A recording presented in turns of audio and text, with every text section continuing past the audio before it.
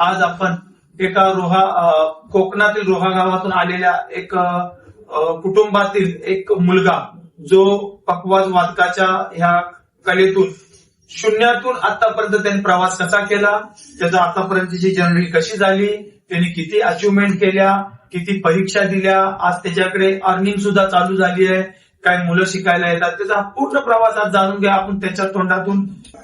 ते परीक्षा ज्या असतात ते अशा वादन करून दाखवायचे असतात का लेखी असतात? दोन्ही असतात. अच्छा, ते तुम्हाला बोलतात. जे तुझी अर्निंग आहे, आता मेन मुद्द्यावर आपण बोलूया की त्याने इथपर्यंत जो केला, आता जी तुझ्याकडे मुलं आहेत ती मुलं किती शिकायला आहेत? माझ्याकडे आता 15-20 मुलं आहेत शिकायला.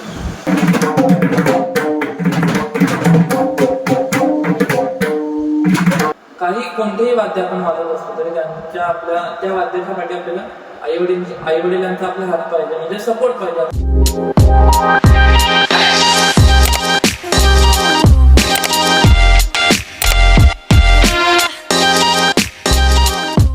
रामकृष्ण हरी. मित्रांनो, आपल्या झकास एसपी चॅनल मध्ये आपलं सहर्ष स्वागत. झकास एसपी पुन्हा सांगतो, कालच आपण नाव चेंज केलंय कारण युट्यूबच्या काही शर्ती अटी असतात, त्यामुळे ते तेवढेच कंटेंट टाकता येतात आणि आपण याच्या पुढे काही नवीन टाकणार आहोत.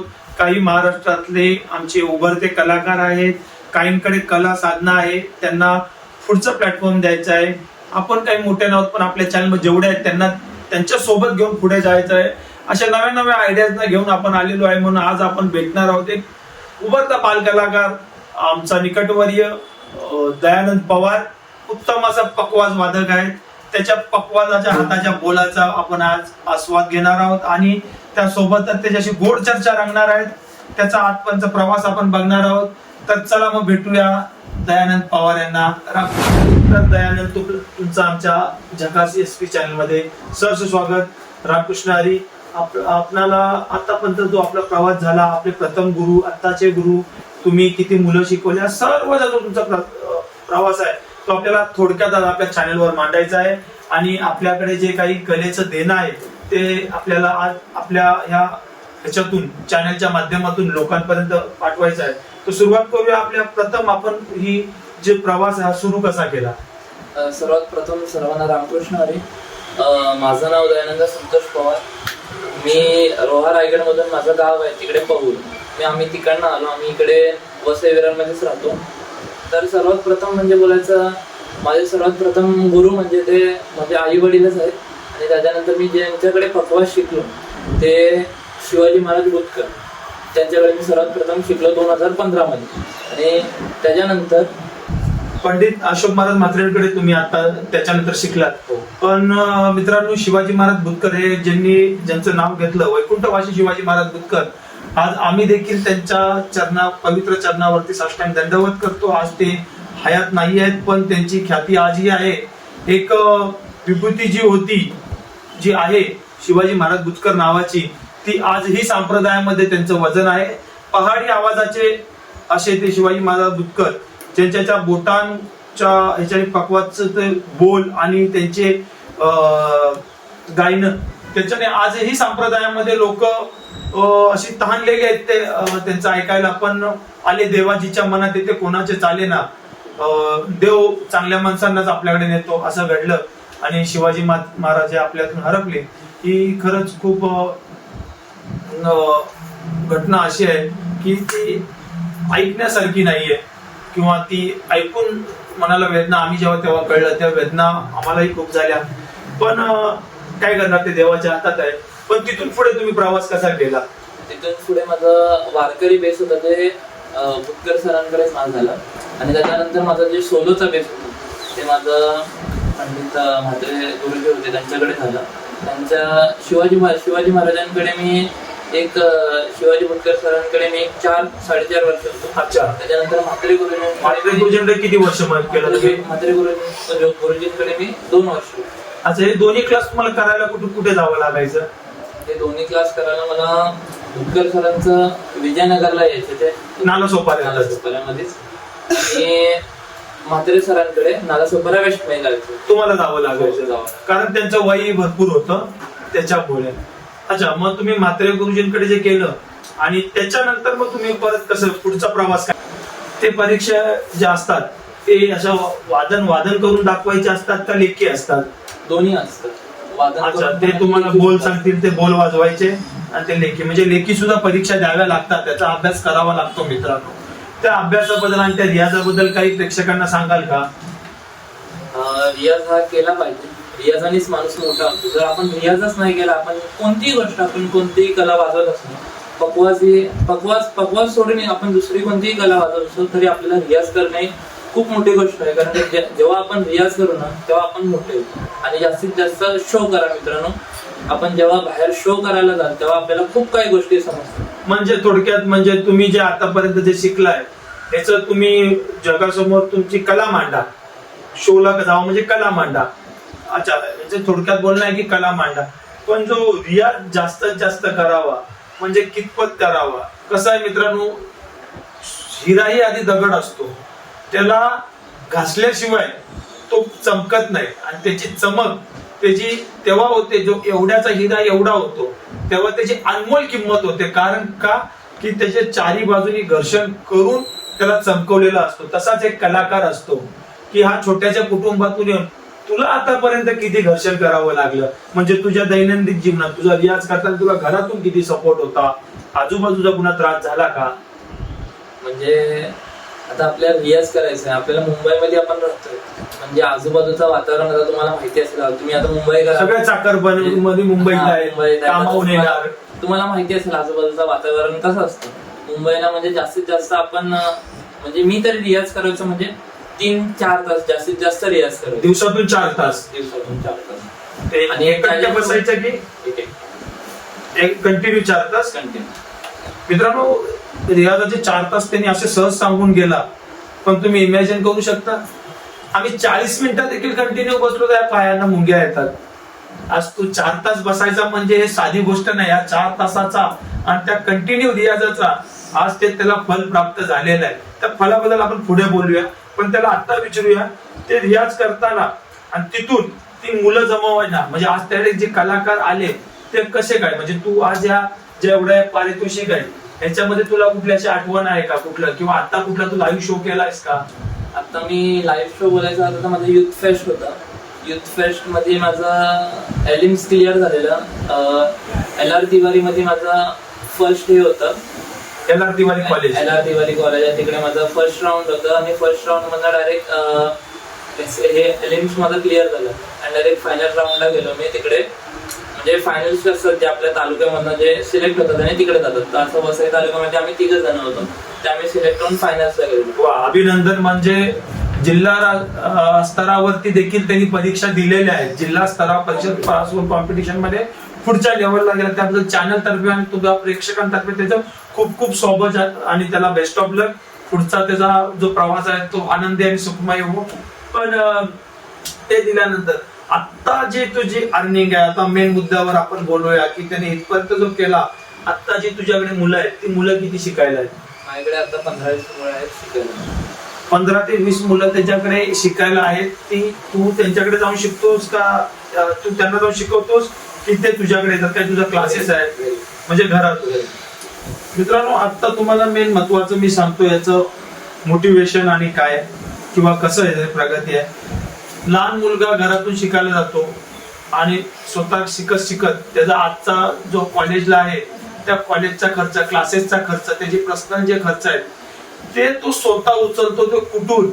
तर पखवाजच्या वादनातून त्याने आज करता करता एक 15 ते 20 मुलं जमवली. त्या 20 मुलांना तो टीचिंग देतो, शिकवतोय पखवाज, आणि त्यांची जी अर्निंग होते त्या अर्निंग मधून परस्पर स्वतःचा खर्च काढतोय.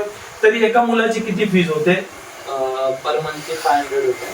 पर मंथची 500 म्हणजे त्याला स्वतःला जो शिकत असेल तिथे 1500-2000 फीज असेल. कारण माझ्या माहितीनुसार पखवाजचे किंवा अन्य कुठल्याही म्युझिक इन्स्ट्रुमेंटच्या क्लासेसची फी ही 1500-2000 मिनिमम 1000च्या खाली तर कुठे नाही. पण तो स्वतः देखील लोकांना किंवा हा जो आजूबाजू परिसर तो राहतो तिथल्या मुलांना शिकवण्याकरता, कारण ते 1000 आणि 1500 अफोर्डेबल नाहीये. आणि याच्यामुळे काही मुलं वंचित राहतात. कला त्यांच्याकडे असून ती कला ते शिकू शकत नाही. त्यासाठी ह्यानी जो पाऊल उचलला, ह्या पाऊलसाठी खरंच त्याच्यासाठी क्लॅम्प म्हणजे टाळ्या वाजवल्या पाहिजे. कारण असं कोणीही करत नाही, या विचाराचं नाहीये. आणि त्याबद्दल खरंच त्याचे अभिनंदन आणि मनापासून त्याचे आभार की अशा मुलांना शिकवतोय. मित्रांनो, सांगायचं झालं त्याचे अजून एक त्यांनी माध्यम चालू केलं आहे. दयानंद पवार स्वतःच त्याचं एक युट्यूब चॅनल आहे. त्या चॅनल बद्दल तुझे किती व्हिडिओज आहेत, काय आहे का? माझे 37 व्हिडिओ आहेत त्या चॅनल. अभिनंदन. आणि त्यातून काही बोल लोकांना काही शिकवलं वगैरे पण आहे, त्यातून त्यांनी बोल देखील दिले आहेत. त्या माध्यमातून देखील तो शिकवू शकतो. पण ते कधी साध्य होऊ शकतं? आता सध्या त्याच्याकडे सबस्क्रायबर आणि ते सध्या कमी आहे कारण तो करत नव्हता. पण आपण जर सर्वांनी भरभरून साथ दिली तर फक्त तुमची साथ आणि त्याचा तुम्हाला पाठिंबा असेल. तुम्ही जर त्याला व्यवस्थित साथ दिली, जे शिकणारे आवर्जून असतील त्यांनी त्याला फॉलो केलं तर 100% तो तुम्हाला स्टेप बाय शिकवत जाईल. शिवाय ही निशुल्क सेवा आहे त्याच्याकडून. ही भगवान पंढरीनाथ पांडुरंगाकडून त्याला एक भेटलेलं वरदान आहे आणि त्याची एक स्वतःची इच्छा आहे की मी लोकांना देऊ. सेवितो आर असं वाटितो अनेका. त्या विचाराने, कारण कसं आहे, कुळी कन्यापुत्र होतीचे सात्विक, तयाचा हरिक वाटे देवा. कारण हे कधी होतं? कारण त्यांचं जे कुटुंब आहे ते स्वतः एक वारकरी संप्रदायाचा बेस आहे. त्याचे वडील पिताश्री त्याचे स्वतः एक उत्तम असे कीर्तनकार आहेत. तेही त्यांच्याही सेवा चालत असतात. त्यांच्याही सेवेतून तेच लोकांना बोध देतात की आपण एकामेकांना सहाय्य करू किंवा वारकरी संप्रदाय कसा पुढे चालू. त्याबद्दल आज बरं वाटलं, खूप छान वाटलं. एक छोटासा बोल आमच्या प्रेक्षकांसाठी वाजवू शकतोस का? एक कुठलाही? तर नक्कीच आपण एक ऐकूया छोटासा बेल. नक्कीच वाजवण्याचा प्रयत्न करेन. काय चूक पण माफी असेल. नाही, 100%.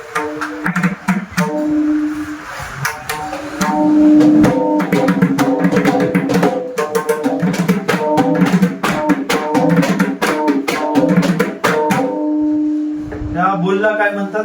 हा परण आहे. परण. हा परण झाला. दुसरं कुठला अजून बोल? दुसरा 9 अक्का बोल आहे, तो एक वाजून दाखवतो.